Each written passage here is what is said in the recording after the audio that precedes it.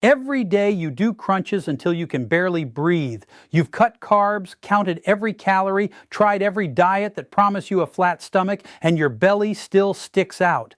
Let me tell you something that will change the way you look at your own body forever. 90% of women who experience painful sex, swollen legs, and varicose veins have been told it's genetics or hormones or just how their body is. That is wrong. Dead wrong. And the real cause, the one nobody is telling you about, is sitting right inside you, pressing outward right now. They're not going to say this at your next checkup. The system gets paid when you keep coming back sick, not when you get well. Subscribe and hit like if you want the truth.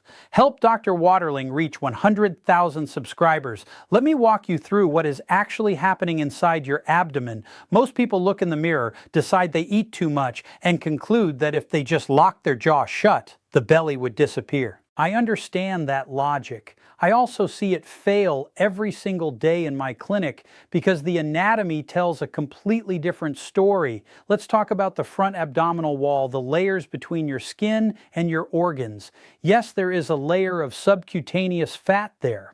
Subcutaneous fat just means fat that sits directly under the skin. In a lean person, that layer might be 2 to 3 centimeters thick. In a person with significant excess weight, it can reach 10 centimeters. 15 centimeters of subcutaneous fat is extraordinarily rare. That is end-stage severe obesity. But I see patients every single day whose belly protrudes far more than any fat layer could account for. The volume sticking out is many times greater than what subcutaneous fat alone could produce, which means there is something else, an internal force pushing that belly forward. We can immediately rule out pregnancy. Pregnancy is the one physiological reason a belly should protrude, a healthy, entirely welcome reason. But if you are not pregnant, the structure that is pushing your abdominal wall outward is your intestine, your gut.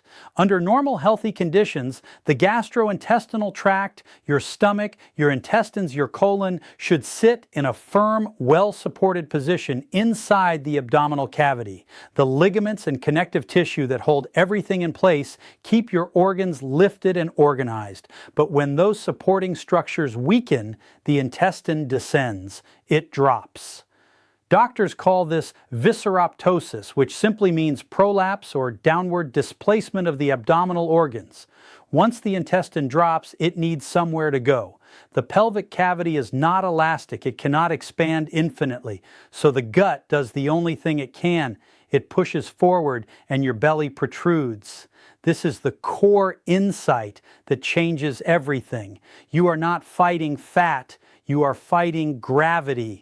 The real battle is about restoring the correct anatomical position of your intestine, when the intestine rises back to where it belongs, it stops pushing outward from the inside and the belly flattens. Not because you lost weight, but because the mechanical pressure is gone. I have watched this happen in an enormous number of patients. They learn one specific exercise. They change nothing in their diet, not one meal, not one calorie.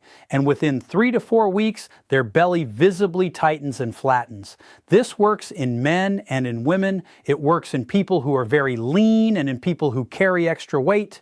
The before and after results are genuinely striking, and the timeline is 3 to 4 weeks of daily practice. No starvation, no supplements, pure mechanical physics, lifting the intestine back into its correct position. Now let me explain why this matters so much beyond how you look in a mirror, because the consequences of a prolapsed intestine are serious, systemic, and clinically devastating. When a heavy, descended intestine sits in the lower abdominal cavity, it acts like a hydraulic press. Think of it this way: the major veins that carry blood from your legs, pelvis, and lower abdomen back up toward the heart run right through that space. Venous blood, the blood that has already delivered its oxygen and needs to return to the heart for recycling, flows upward through those vessels. When a prolapsed intestine compresses those major veins, blood flow backs up. It stagnates. You get a dam effect in your entire lower body. What does that look like clinically? You get heavy, persistent swelling in your legs. You develop progressive varicose veins, the swollen, twisted, visible veins that bulge under the skin of your calves and thighs. You develop hemorrhoidal vein enlargement. Hemorrhoids are essentially varicose veins of the rectum, and the same venous stagnation drives them. In women, the uterus becomes engorged with blood because the venous outflow from the pelvic organs is obstructed. That engorgement directly causes abnormally heavy prolonged menstruation periods that last 5 to 7 days instead of a normal 3 to 4 with excessive flow that exhausts you. The problems continue. The descended intestine rests its full weight directly on the bladder. That pressure on the bladder manifests as urinary urgency, the constant feeling that you need to go. It causes nocturia, meaning you wake up multiple times at night to urinate. It causes stress urinary incontinence, meaning you leak urine when you cough, sneeze, laugh, or exercise. These symptoms are dismissed so often as just getting older or just having had children. They are not inevitable. They are mechanical consequences of a displaced organ. In women, when the prolapse intestine presses on the uterus physically shifts out of its correct position. When the uterus tilts or displaces, penetration during intercourse creates traumatic too close contact between the partner and the cervix. The cervix is the lower opening of the uterus, a highly sensitive structure that when impacted directly causes sharp, significant pain. 90% of cases of painful intercourse in women are connected to this exact mechanism. Organ prolapse. Not psychological issues, not lack of lubrication, not simply sensitivity, 90%. That statistic should make every gynecologist stop and reconsider what they are telling their patients. And the intestine itself suffers when it is displaced downward and compressed by its own weight. Its function degrades, transit slows. You develop chronic constipation, difficult, infrequent bowel movements that leave you uncomfortable and bloated. You develop chronic abdominal bloating, the feeling that your belly is always distended and full of gas. You get persistent discomfort after meals. And a compressed, poorly circulating intestine becomes a more hospitable environment for pathogens. Inflammation develops more easily, and parasitic infections take hold more readily, which further damages digestive function. Now here is the clinical reversal. And this is the part I want you to really pay attention to, because this is what 15 years of watching patients recover actually looks like. When we mechanically lift the intestine back into its correct anatomical position, the improvements are rapid and they are real. Varicose vein progression halts. Leg swelling visibly diminishes.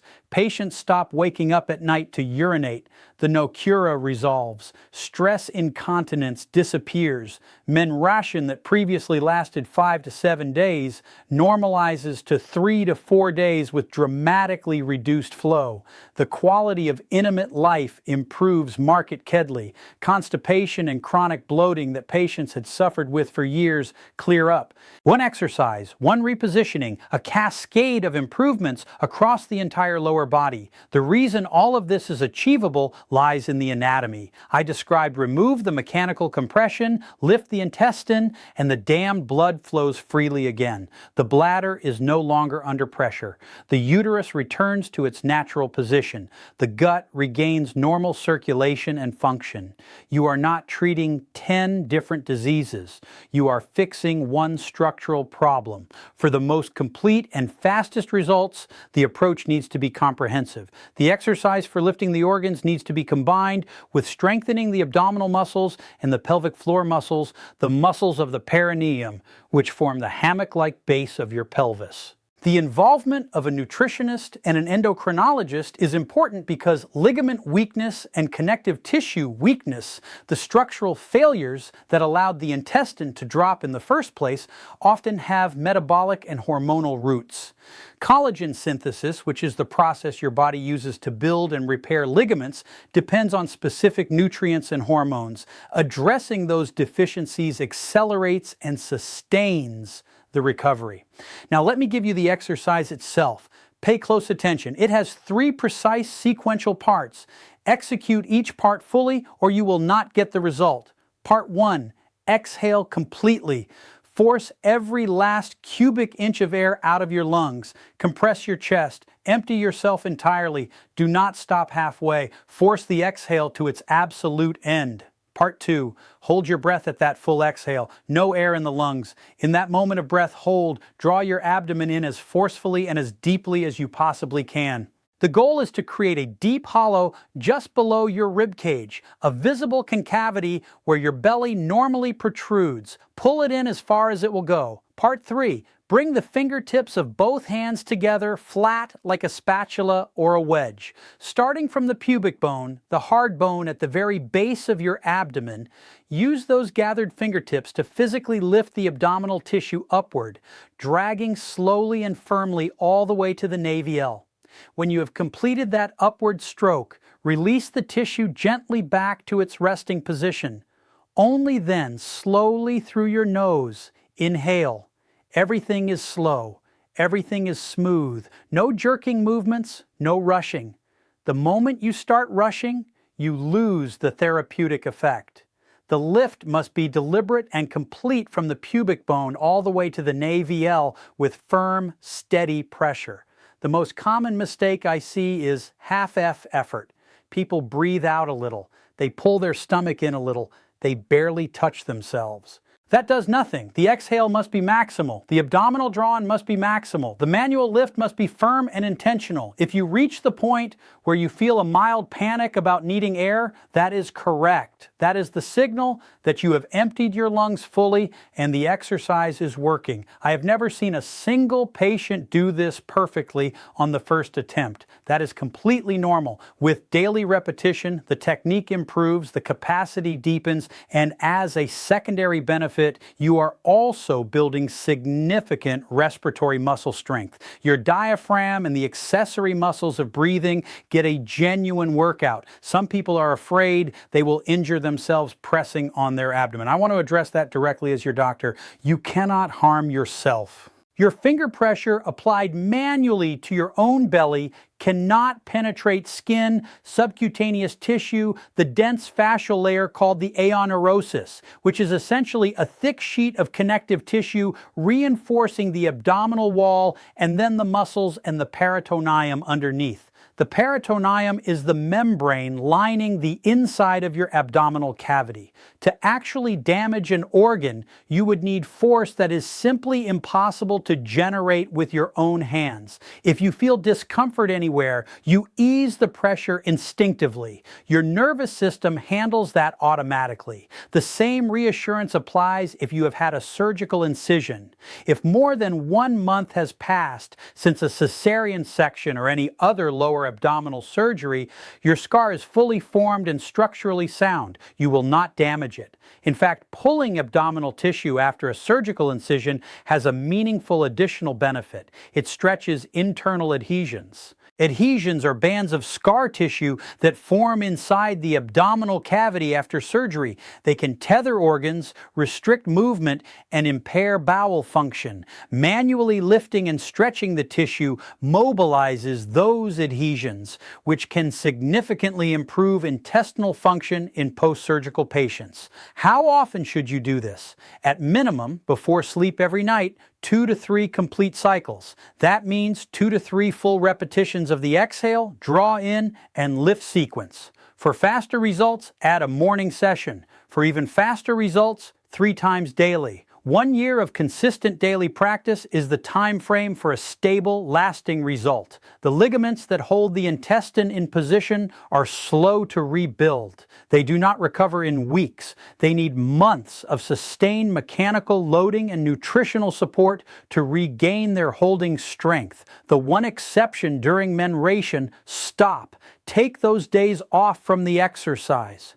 Your uterus is actively contracting and shedding its lining during that window. And this is not the right moment to add mechanical stress to the pelvic structures. Expect some mild soreness in the abdomen after your first few sessions. That soreness is physiologically normal. When you lift a prolapsed intestine, you restore blood flow to tissues that have been chronically underperfused, meaning blood has not been reaching them adequately for a long time. Newly restored circulation causes an inflammatory response in those tissues, which feels like a dull ache. It passes. It is your body waking up. Women may also notice some changes to their next menstrual cycle. It may arrive slightly earlier than expected. The flow may be heavier or lighter than your baseline. In rare cases, there may be light spotting between cycles that is unrelated to menstruation. This happens because the repositioned uterus now has different circulatory dynamics, and the endometrium, the inner lining of the uterus that sheds during menstruation, adjusts to the new blood supply. This is not a warning sign, but if it concerns you, a visit to your gynecologist will confirm that everything is proceeding normally. Here's the long-term picture. This is not a 30-day challenge you complete and forget. Gravity operates on your body every second of every day. Every time you lift something heavy, run, jump, or simply stand upright for hours, gravitational load is pulling your visceral organs downward. If you want a young, functioning face, you maintain it continuously. Skin care, protection, hydration, your intestine deserves the same logic. 2 minutes per day to mechanically maintain the position of your organs is not an inconvenience. It is basic anatomical maintenance. After approximately 1 year of committed daily practice, the most severe prolapse is corrected. The acute phase is resolved and the worst symptoms are eliminated. That change is visible and measurable. After that first year, the daily practice shifts from rehabilitation to maintenance, and that is a much lighter task. Now, one clinical observation that directly relates to your age, because this matters for how urgently you need to act on this. Ligament strength and connective tissue integrity decline measurably after the age of 40. The supporting structures that hold your abdominal organs in their correct position are made of collagen, and collagen synthesis slows significantly with each decade past 40. Visceroptosis, organ prolapse, progresses faster in people over 40 simply because the tissues holding everything in place are weaker and slower to regenerate. How old are you? Write your age in the comments. I want to see where our viewers are in that risk curve because the answer shapes how aggressively I recommend starting this today. Here is your clear practical takeaway. Stop fighting your belly with ab crunches and calorie restriction. That is the wrong battle. The target is your intestinal position, not your fat layer. Start the 3-part exercise tonight. Full exhale, maximum abdominal draw in with a breath hold, slow manual lift from the pubic bone to the navel using gathered fingertips. Do 2 to 3 cycles before sleep. Add a morning session if you want faster progress. Be consistent for 1 year. If you have had abdominal surgery more than 1 month ago, do not skip this. Do it. If you are menstruating, take those days off. Monitor your symptoms, the swelling, the sleep interruptions, the menstrual duration, the digestive comfort. You will see changes within 3 to 4 weeks. Real measurable changes, not because of willpower or a stricter diet, but because you corrected a structural mechanical problem that was generating most of your symptoms in the first place. I'm Sam Waterling, and I've spent 15 years watching patients suffer from problems that had a straightforward anatomical explanation and a straightforward solution, while the medical system charged them for treatments that never addressed the root cause. Nobody wearing a white coat in a fee-for-service clinic is going to hand you this information. It does not generate a billing code. The truth is free, but only if someone is willing to say it. Subscribe, hit like, and help this channel reach 100,000 subscribers.